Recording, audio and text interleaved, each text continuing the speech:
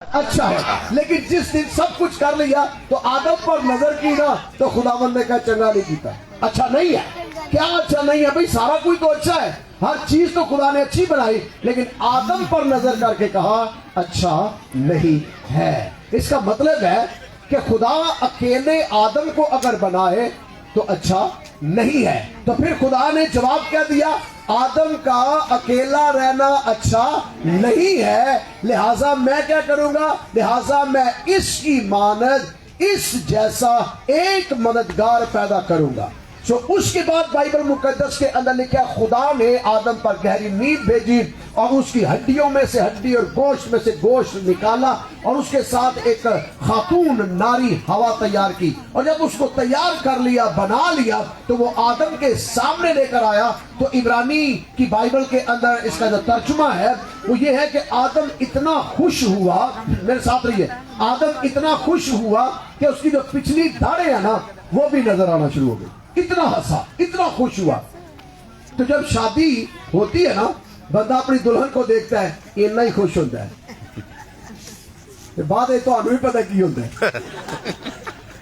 رفیق تاریاں مارتا ہے، کچھ ہوتا ہے تو پھر تاریاں بجتی ہے۔ پہلے کیا ہوتا ہے؟ جب بندے کی شادی ہوتی ہے تو بندہ کتنا خوش ہوتا ہے، پچھلی داڑھیں بھی نظر آتی ہے، اتنا انجوائے، اتنا خوش۔ پھر جیسے جیسے وقت گزرتا ہے، سمجھداروں سارے، تو بائبل میں لکھا ہے، میرے زور نہ مارے مجھے، بیٹی نے زور نہ کونی ماری، میں کہا اور زور نہ مار، اے ہی میں سمجھان دیا تو تو آدم کا اکیلا رہنا اچھا نہیں، خدا نے ایک مددگار اس کی مانند بنایا۔ اور پھر خدا نے جو ایک بات کہی اس پر میں آپ کی توجہ لگانا چاہتا ہوں۔ بائبل میں لکھا خدا نے دونوں کو کھڑا کیا اور دونوں کو کیا دی؟ برکت دی، اور کہا بڑھو، پھلو، پھولو اور زمین کو معمورو، محکوم کرو اور اس پر غالب آؤ۔ اور اگلے سٹیپ پر خدا نے بڑی اور سادہ بات کی جو ہمارے کلچر میں نہیں ہے۔ ہم نہ کئی مرتبہ بائبل کے مخالف ہی ہوتے ہیں، اور عورت صاحب یہ نہ کیا جائے کہ تو برکت دے لی بڑا ایک ہی کہنے لگے ہو، لیکن جو میں کہنے لگا ہوں وہ بڑا خاص ہے۔ لکھا ہے بس مرد اپنے ماں باپ کو چھوڑے گا، جنہ جنہ ہے نے اونچی بول لو، نہیں گھر جا کے تھوڑی کلاس ہو جانی چاہیے۔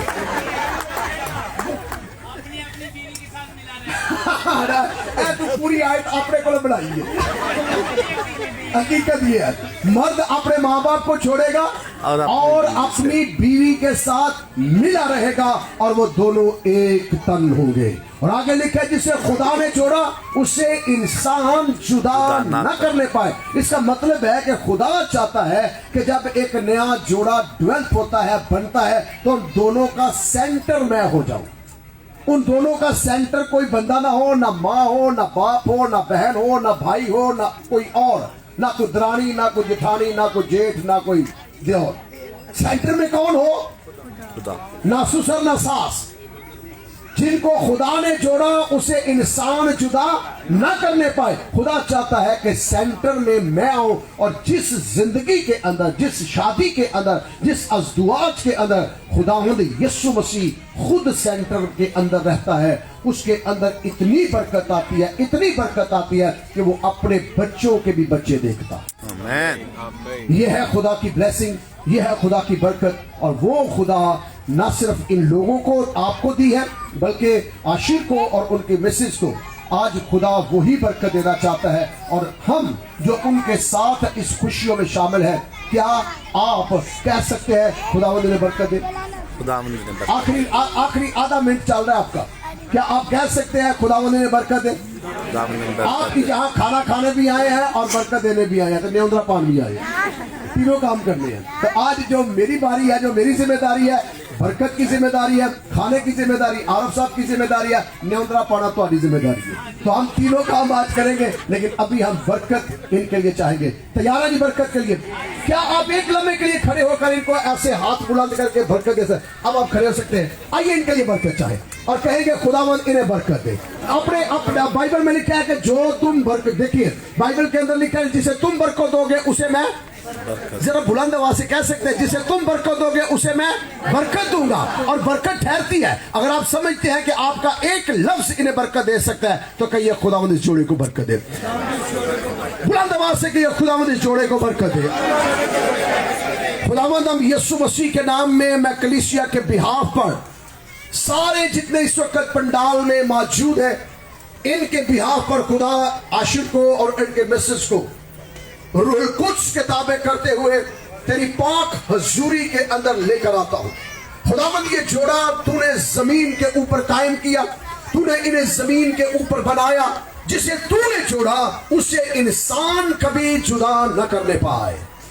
खुदावंद हम यीशु मसीह के नाम में मिन्नत करते हैं ताकि ये बढ़े फले फूले तरक्की करे।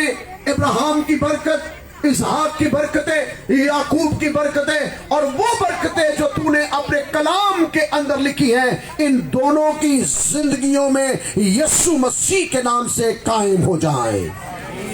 हम मिन्नत करते हैं कि इन बरकतों को क्लेम करते हैं कि इन पर ठहर जाए ताकि ये अंदर आते मुबारक ठहरे और बाहर जाते भी मुबारक ठहरे। खुदावंद जिस काम को ये हाथ लगाए उसमें तू बरकत का हुक्म रखना। इस जोड़े को कभी तो तुम न ठहराना बल्कि इस जोड़े को सर ठहराना और इन दोनों को इनकी जिंदगी के अंदर सरफराजी, कामरानी और इकबाल मंदी और प्रोस्पेरिटी देना ताकि ये इतना ज्यादा तरक्की कर जाए कि तेरे नाम को इज्जत, ऑनर और जलाल मिले और सबसे बढ़कर इनकी जिंदगी के अंदर तेरा बेटा यीशु जलाल पाके गवाही का सबब बन जाए। हम जितने यहाँ पर मौजूद हैं, हम आरिफ भाई को, उनके मिसेस को, उनकी आल औलाद को तेरी हजूरी पे पेश करते हैं और हम शुक्रगुजारी करते हैं कि तूने खुदावंद इस फैमिली को बरकत दी और तूने सिर्फ यही बरकत नहीं दी बल्कि तूने फरमाया तू अपने बच्चों के बच्चे देखे, इस्राएल की सलामती हो।